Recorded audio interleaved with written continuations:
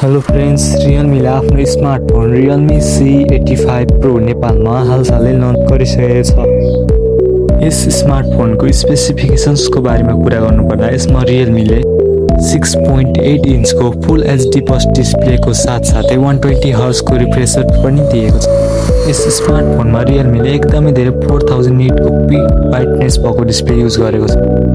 यत्रो bright डिस्प्लेलाई power दिनको लागि रियलमीले स्न्यापड्र्यागन 685 को प्रोसेसर युज गरेको छ भने त्यसको साथसाथै जिपियूमा एड्रिनोको 610 युज गरेको छ। यस स्मार्टफोनको ऱ्याम र रोमको बारेमा कुरा गर्नुपर्दा यसमा 8GB को DDR4X ऱ्याम युज भएको छ, जसलाई 16GB सम्म एक्सटेन्ड गर्न सकिन्छ। यसमा रियलमीले 128 र 256GB को स्टोरेज अप्सन दिएको छ र यसमा दुईटा न्यानो सिम र माइक्रो एसडी कार्ड पनि लाउन मिल्छ। यस स्मार्टफोनको क्यामेराको बारेमा कुरा गर्ने हो भने यसमा रियलमीले 50MP को मेन क्यामेरा दिएको छ, जसको एपर्चर f1.8 छ भने यसमा सेकेन्डरी लेन्स पनि रहेको छ। सेल्फी खिच्नका लागि यसमा रियलमीले 8MP को सेल्फी क्यामेरा दिएको छ, जसको एपर्चर f2.0 रहेको छ। यस स्मार्टफोनको ब्याट्रीको बारेमा कुरा गर्ने हो भने यसमा रियलमीले 7000 mAh को ह्युज ब्याट्री दिएको छ, जसले 45 वाटको फास्ट चार्जिङ सपोर्ट गर्छ। यो स्मार्टफोन एन्ड्रोइड 15 र realme UI 6.0 out of the box रहेको छ।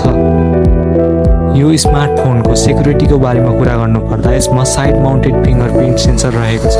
यो स्मार्टफोन IP69 वाटर रेजिस्टेन्स पनि रहेको छ।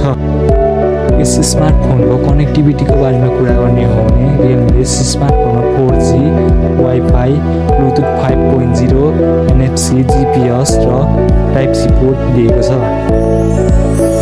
यस स्मार्टफोनको वेटको बारेमा कुरा गर्नुपर्दा यसको वेट 205 ग्राम रहेको छ। अन्त्यमा यस स्मार्टफोनको प्राइसको बारेमा कुरा गर्ने हो भने यसको 8GB र 128GB मोडलको प्राइस 36,999 रहेको छ।